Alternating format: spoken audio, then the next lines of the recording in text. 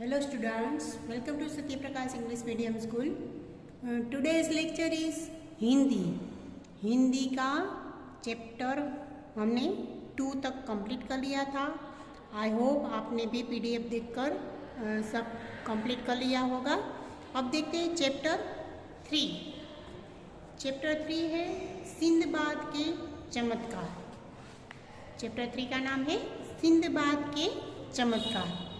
Sinbad कौन था, वो कहाँ रहता था, उसके क्या शौक थे, वो क्या चाहता था, उसे कौन सी चीज़ों का शौक था, उसके साथ क्या क्या हुआ, वो हम आज देखने वाले हैं. सिंदबाद के चमत्कार.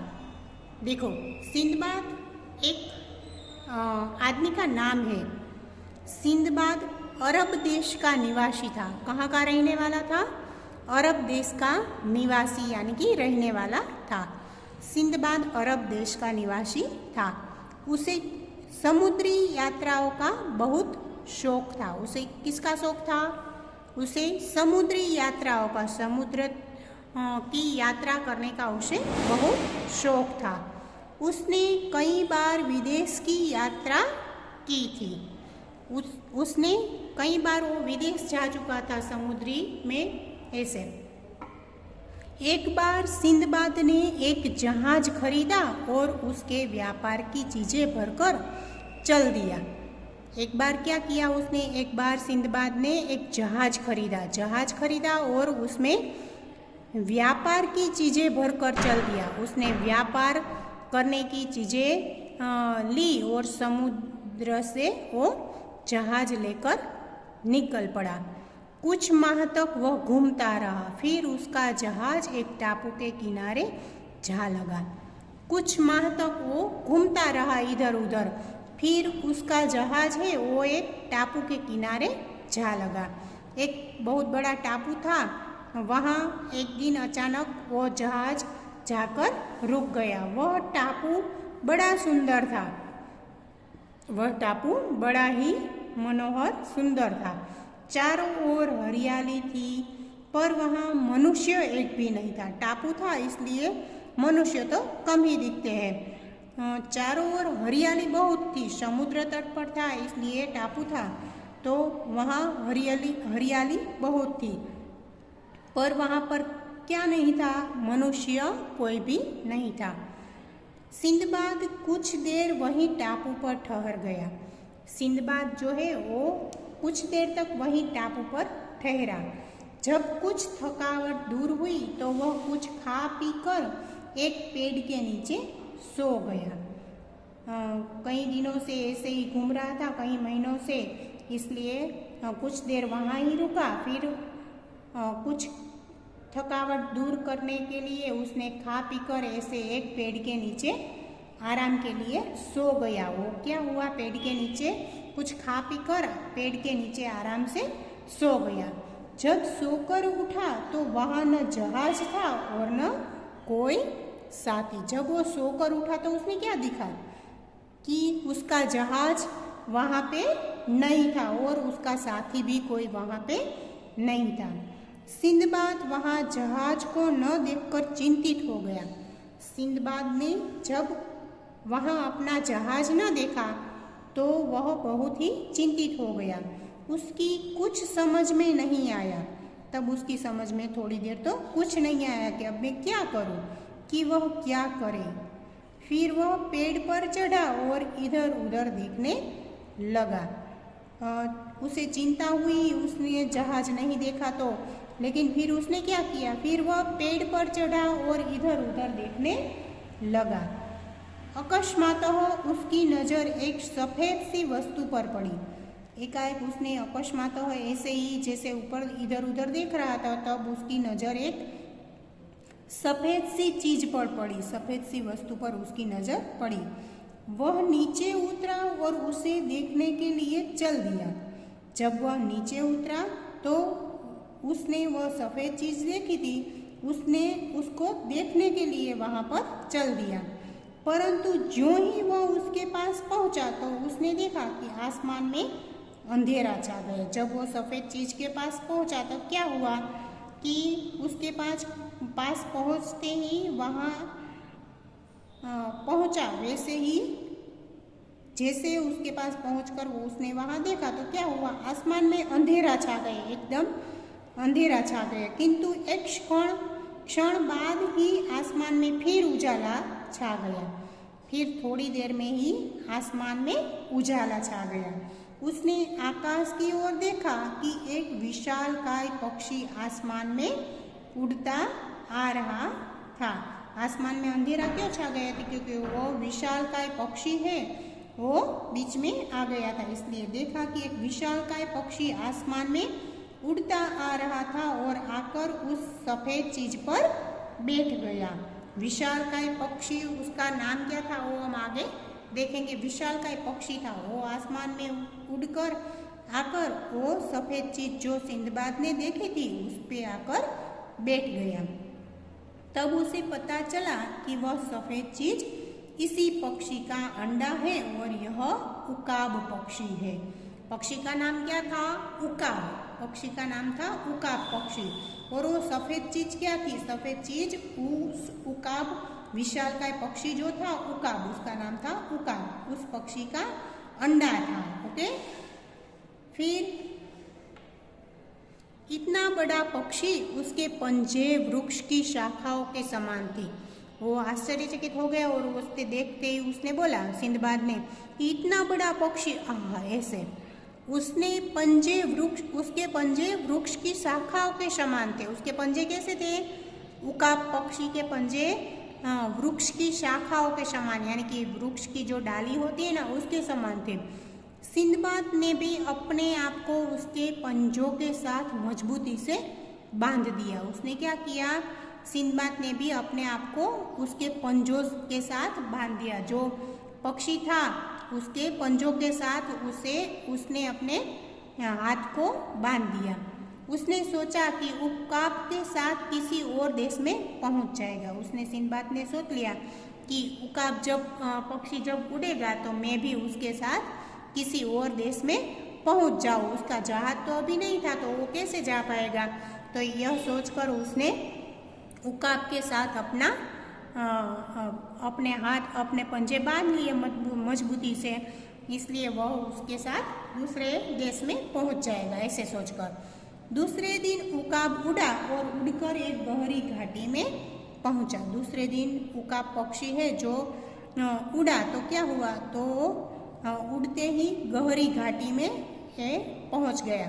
उड़कर वह कहाँ पहुंच गया? दूसरे देश की दूसरी ऐसी घाटी थी, उसमें जा पहुंचा, जहाँ चारों ओर ऊंचे ऊंचे पहाड़ थे। गहरी घाटी थी, उसमें क्या था? तो कि चारों ओर ऐसे बड़े बड़े पहाड़ थे, ऊंचे ऊंचे। वहाँ बहुत से अजगर फन फैलाए बैठे थे। क्या था उसमें? ऊंचे ऊंचे पहाड़ में बहुत से अजगर फन फैलाए बैठे थे। बहुत से अजगर थे। क्या था? बहुत से अजगर। चारों ओर रत्नों के ढेर लगे हुए थे। घाटी में चारों ओर अजगर फन फैलाए बैठे थे और बहुत सारे रत्नों के ढेर लगे हुए थे, यानी कि बहुत सारे रत्न भी पड़े थे वहाँ पे। उसके आश्चर्य की कोई सीमा नहीं, उसको अचंभा हुआ और वो सोचने लगा। उसने अपने आप को उकाब के पंजे से खोल लिया। उसने क्या किया? पक्षी के साथ उसके पंजे बंधे थे, वो उसने खोल दिया। उकाब के पंजे से खोल लिया, तभी उसे सांपों की फुफकार सी सुनाई दी। तभी उसे पता चला कि यहाँ तो कई सारे सांप है और सांपों की फुफकार, जैसे सांप हम बोलते हैं ना, वो कैसे फेन लगाकर ऐसे फूंकता है, ऐसे फुफकार सी सुनाई दी। ऐसे सांपों से बचने के लिए वह एक छोटी सी गुफा में छिप गया। सांपों से बचने के लिए चारों ओर सांप ही थे, तो उसने क्या किया? एक छोटी सी गुफा में वह छिप गया। थोड़ी देर बाद उकाब एक सांप को चोंच में दबाकर उड़ गया। थोड़ी देर बाद क्या हुआ? उकाब पक्षी जो है वह एक सांप को चोंच में दबाकर उड़ गया, क्योंकि वो उसको खाना चाहता था। वह अपनी चोंच में लेकर वो उड़ गया। दिन निकल चुका था, इसलिए उकाब के डर से सब सांप अपनी अपनी जगह पर छिप गए। ऐसे उकाब एक सांप को लेकर चला गया था चोंच में दबोच कर, तो वो दूसरे सांप ने देख लिया, तो उसके डर से वे सब सांप है वो इधर उधर छिप गए थे। थोड़ी देर बाद वहाँ पर एक के बाद एक कुछ मांस के टुकड़े गिरने लगे। थोड़ी देर बाद क्या हुआ वहाँ पे, तो सांप सभी इधर उधर छुप गए अपनी जगह पर। तब थोड़ी देर बाद ऊपर से वहाँ पर क्या हुआ, मांस के कुछ टुकड़े गिरने लगे। क्या हुआ, मांस यानी कि जो मरा हुआ होता है उसके टुकड़े वहाँ पे गिरने लगे, उसको मांस बोलते हैं। मांस के टुकड़े गिरने लगे। उसने सुन रखा था कि व्यापारी रत्नों की घाटी में मांस के टुकड़े फेंकते हैं।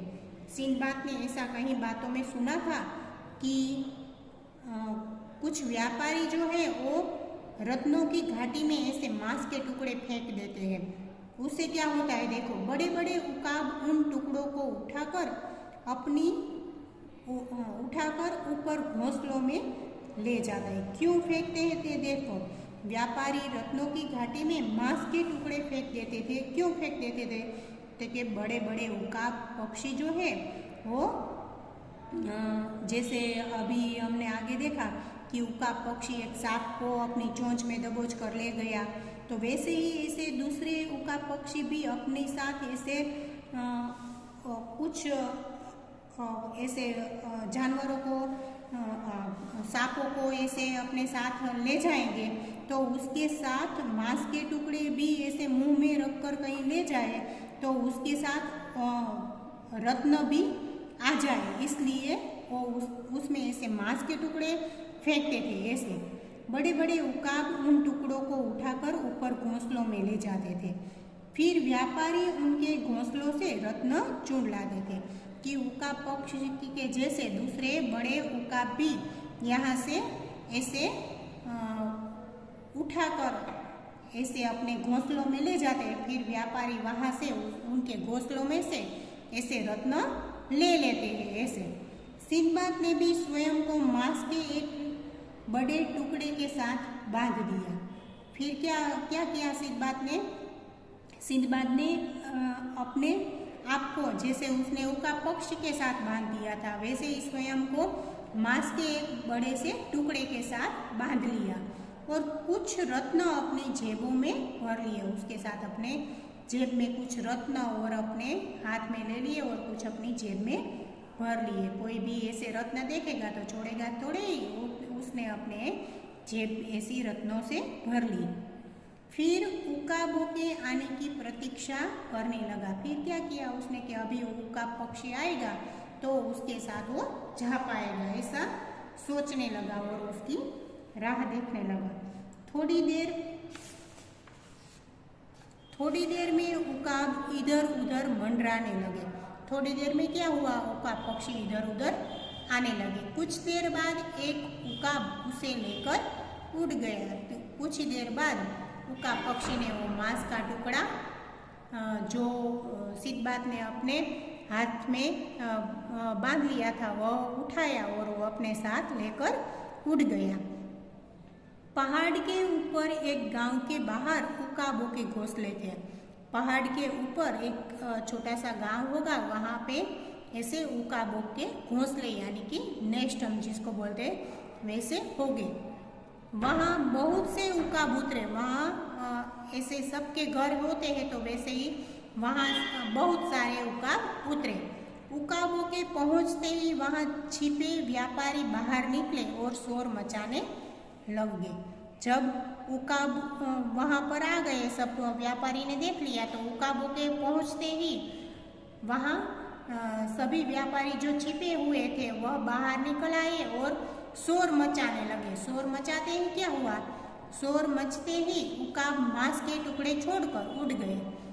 सब उकाब ऐसे डर गए तो शोर मचते ही वो सब मांस के टुकड़े अपने घोंसलों में ऐसे ही छोड़कर वो उड़ गए। व्यापारी मांस के टुकड़ों से चिपके रत्न बटोरने लगे। फिर क्या हुआ कि व्यापारी बाहर आए, जो शोर मचा रहे थे वो व्यापारी मांस के टुकड़ों से चिपके हुए थे जो रत्न वो बटोरने लगे। फिर सिंदबाद ने व्यापारियों को अपनी कहानी सुनाई। फिर सिंदबाद बाहर आया तो व्यापारियों को अपनी कहानी सुनाई कि उसके साथ क्या क्या हुआ, उसने कैसे उसका जहाज छूट गया और वो कैसे यहाँ तक पहुँचा, वो सब अपनी कहानी व्यापारियों को सुनाई। और व्यापारियों को कुछ रत्न भी उनको भेंट दिए और वो अपनी पॉकेट में जो रत्न लाया था वो कुछ रत्न भी उसमें से सिंदबाद ने व्यापारियों को भेंट किए और व्यापारियों की मदद से वह अपने देश लौट गया।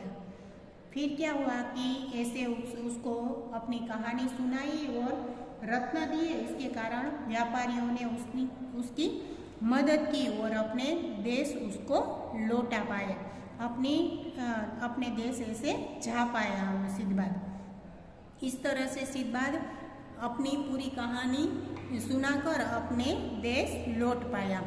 ओके, तो बहुत बढ़िया स्टोरी है सिंदबाद की। तो यहाँ पर हमारा चैप्टर 3 खत्म होता है।